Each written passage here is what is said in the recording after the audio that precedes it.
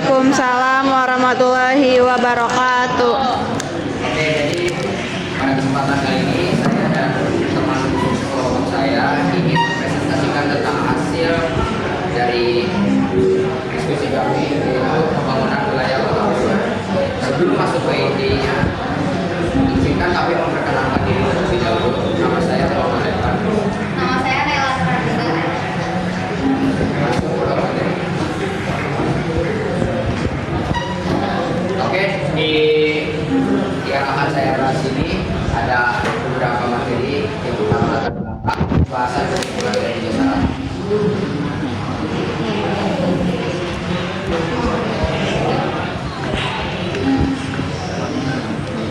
Yang pertama ada latar belakang. Yang pertama itu latar belakangnya adalah urbanisasi di Bogor mempercepat pertumbuhan penduduk karena harapan peluang kerja.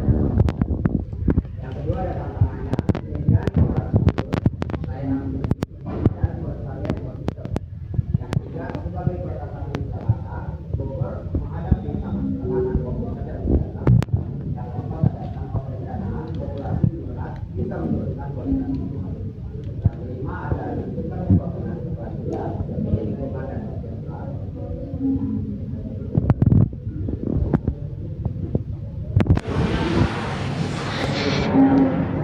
Selanjutnya ada konsep pembangunan di Kota Bogor.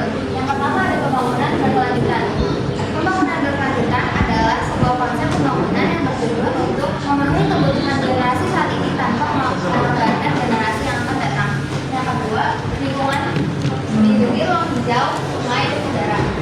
Kota Bogor dikenal sebagai kota dengan banyak taman dan ruang terbuka hijau yang menjadi daya tarik utama bagi masyarakat setempat maupun pengunjung. Oleh karena itu, pemerintah berupaya untuk melindungi ruang hijau ini dari dampak negatif urbanisasi. Maka juga keberlanjutan sosial. Keberlanjutan sosial lebih menekankan pada peningkatan kesejahteraan masyarakat serta pemerataan akses terhadap fasilitas publik. Yang keempat, smart city. Smart city di Kota Bogor diaplikasikan dalam berbagai aspek, mulai dari transportasi, pendidikan, kesehatan, hingga keamanan.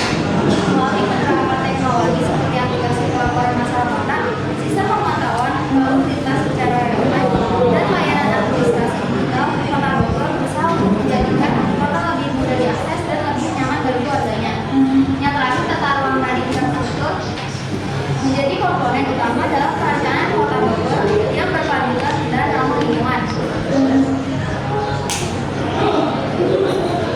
Selanjutnya ada dampak pembangunan Kota Bogor. Yang pertama ada dampak positifnya, yaitu peningkatan ekonomi, kualitas hidup, peningkatan infrastruktur dasar, dan fasilitas rekreasi dan ruang publik. Yang kedua ada dampak negatif, kemacetan dan polusi, degradasi lingkungan, kesenjangan sosial, dan ekonomi. Yang selanjutnya ada perubahan ruang Kota Bogor.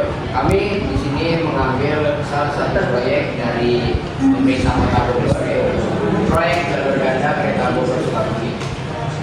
Proyek ini mengurangi kemacetan jalan raya dan mempercepat akses dari Bogor ke Sukabumi. Yang kedua, dia meningkatkan frekuensi kereta, memperpendek waktu tempuh, dan memudahkan mobilitas pekerja dan pedagang. Yang ketiga ada dampak negatifnya. Ya.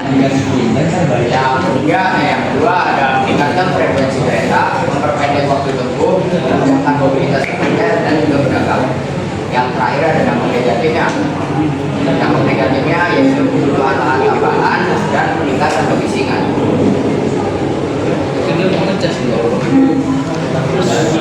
Masih di materi perubahan ruang Kota Bogor, ada salah satu proyek lagi nih, yaitu proyek sekolah Selatan.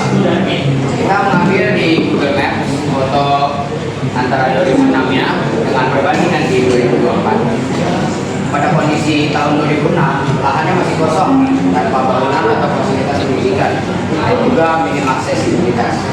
Pada yang kedua pada foto tahun 2024 ya, sekolah ini lahan ini sudah terbentuk menjadi kompleks sekolah modern dengan SD negeri Kencana 4 dan disatukan dengan SMP di Satu Bogor dan juga lapangan olahraga semua dalam satu atap. Yang ketiga ada dampaknya nih. Dampaknya itu akses pendidikan meningkat, lahan kosong dimanfaatkan produktif dan juga kualitas hidup masyarakat kita meningkat. Selanjutnya ada dokumentasi bahan tata ruang Kota Bogor. Pada gambar samping ini ada perbedaan perkembangan di Kota Bogor dari tahun 1984 dan 2004 yang diambil dari Google.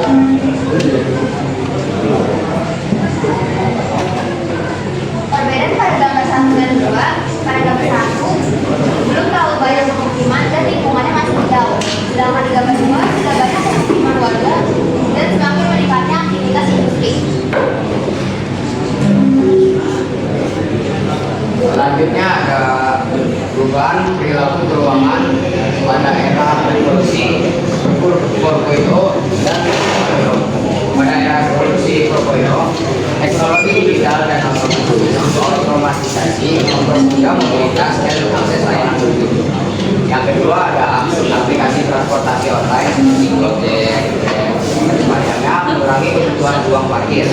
Yang ketiga ada tantangannya adalah kesenjangan akses teknologi. Pada era revolusi 4.0 ada integrasi teknologi dan penggunaan air ruang publik dan IoT memantau kualitas udara dan air serta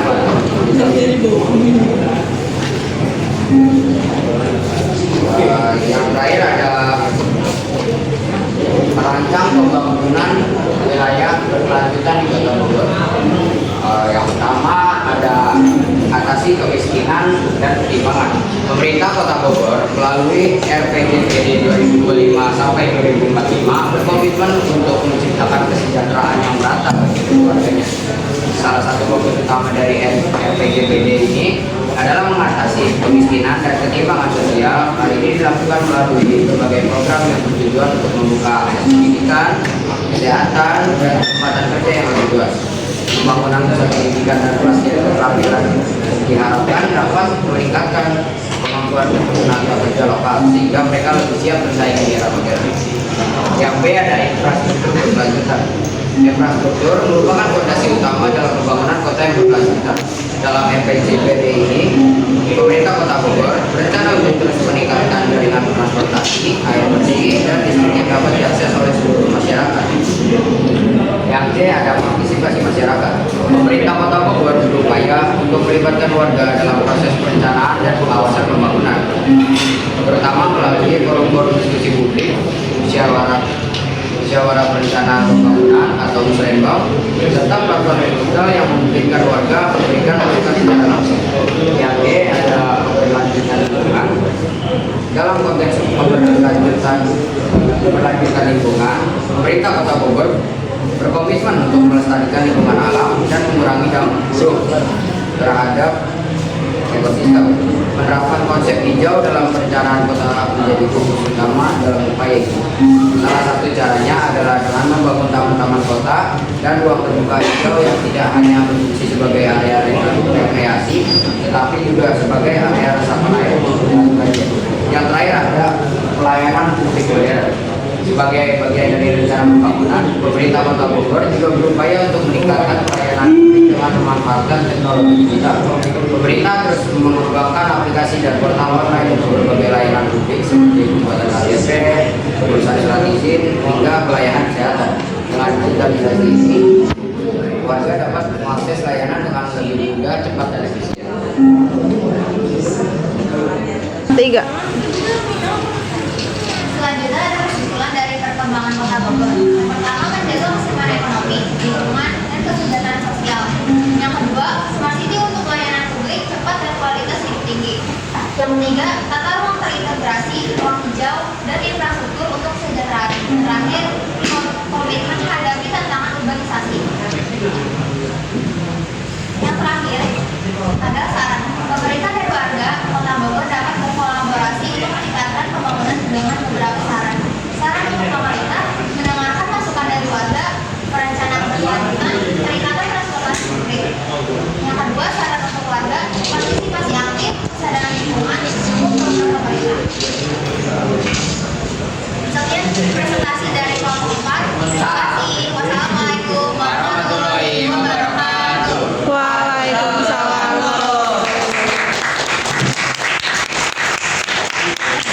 Ya.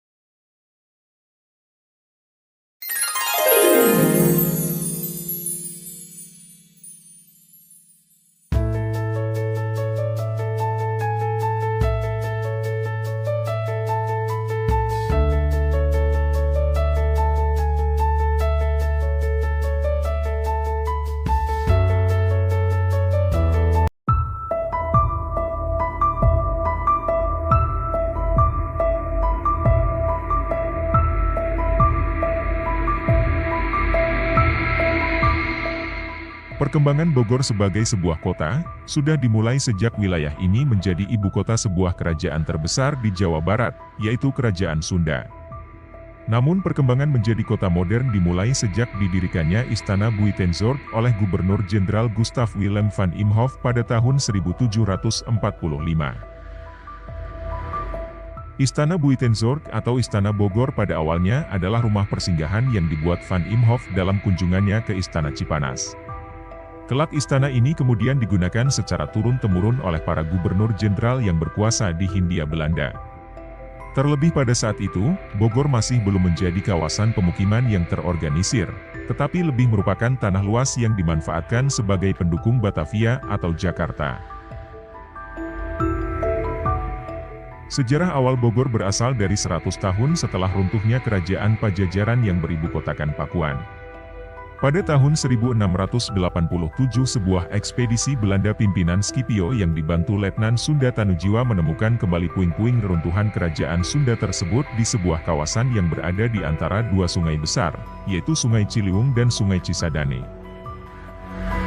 Setelah ekspedisi, Tanujiwa kemudian diperintahkan oleh gubernur jenderal selanjutnya yaitu Johannes Campus, untuk mendirikan perkampungan di wilayah yang baru saja didatangi mereka.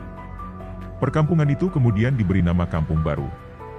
Wilayah Kampung Baru meliputi beberapa kawasan pemukiman mulai dari Parakan Panjang, Bantar Jati, Baranang Siang, Parung Banteng, Parakan Panjang, Parung Kujang, dan Cimahpar. Pada tahun 1745, 9 kampung yang terdiri dari Cisarua, Pondok Gede, Ciawi, Ciomas, Cijeruk, Sindang Barang, Blubur, Dramaga, dan Kampung Baru dijadikan satu pemerintahan di bawah kekuasaan seorang Demang dengan nama Kabupaten Kampung Baru, yang kelak menjadi Kabupaten Buitenzorg atau Karesidenan Bogor. Secara umum, perkembangan tata ruang di kota Bogor lebih banyak dipengaruhi oleh bisnis penjualan tanah. Van Imhoff sendiri membeli sebidang tanah di Kampung Baru dan menamakannya Buitenzorg. Kelak tanah dan bangunan yang kini disebut Istana Bogor ini secara status dimiliki oleh para gubernur jenderal selama menjabat. Adapun lahan-lahan yang ada di sekitar istana kemudian diperjualbelikan menjadi tanah partikelir. Kondisi ini berlangsung hingga era Daendels berkuasa. Pada saat itu, hampir seluruh tanah yang ada di Buitenzorg dimiliki oleh orang-orang pribadi maupun perusahaan swasta. Tanah-tanah partikelir ini dikelola oleh Demang atau mandor yang ditunjuk langsung oleh si tuan tanah. Sistem partikelir terjadi karena tidak adanya kekuasaan dari para priai maupun orang-orang pribumi lokal untuk bisa memiliki tanah seperti yang ada di daerah-daerah lainnya.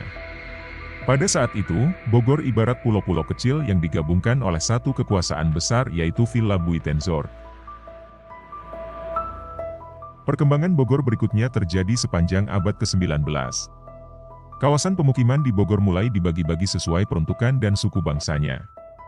Zona pembagian etnis di Bogor terdiri dari 3 tempat, yaitu zona untuk orang-orang Tionghoa yang ditempatkan di sekitar Jalan Perniagaan atau Jalan Surya Kencana, dan zona untuk pemukiman orang-orang Arab di kawasan Empang, juga zona khusus orang-orang Eropa dan Belanda yang menempati wilayah paling dekat dengan pusat kota, seperti di Sempur, Kota Paris, Jalan Ahmad Yani, dan kawasan Gedong Sawah. Zona pemukiman untuk orang-orang Eropa biasanya ditandai dengan adanya gedung-gedung pemerintahan lengkap dengan fasilitasnya serta beberapa bangunan komersial. Meskipun jumlah penduduk saat itu masih kecil, tapi zona untuk orang-orang Eropa memiliki kawasan yang lebih luas.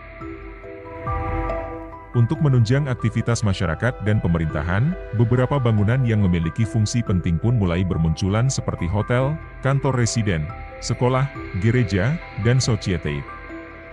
Di dalam kota Bogor sendiri, beberapa hotel mulai didirikan, seperti Hotel Bellevue yang terkenal dengan pemandangan Sungai Cisadane dan Gunung Salaknya, juga Hotel Dibets yang kerap digunakan untuk rapat maupun tempat menginap tamu negara, juga Hotel Busmin di Fair yang memiliki pemandangan taman kota yang indah di dekat stasiun Bogor.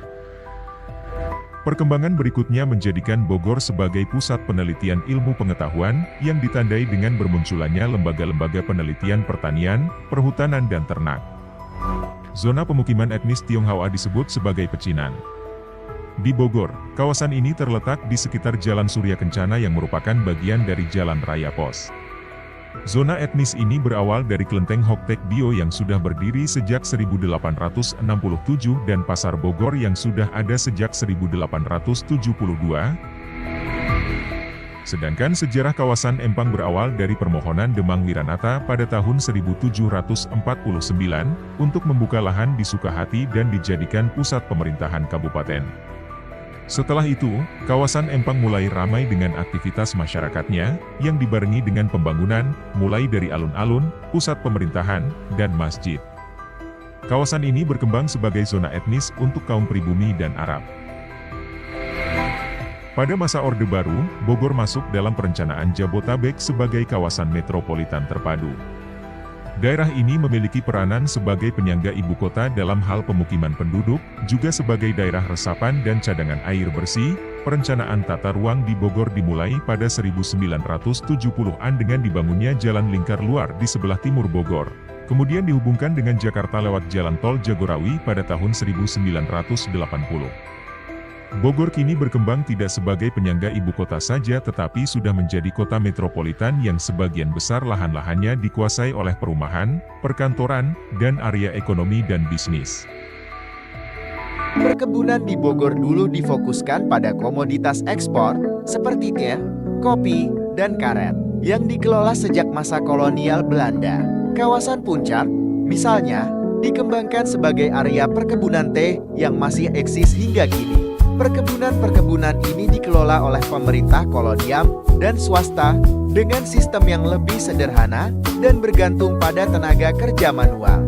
Saat ini, fokus perkebunan di Bogor telah bergeser dan semakin beragam. Selain tetap mempertahankan perkebunan teh sebagai daya tarik wisata, terdapat juga penelitian dan pengembangan tanaman unggul dan berkelanjutan di kawasan Bogor, terutama oleh Institut Pertanian Bogor (IPB).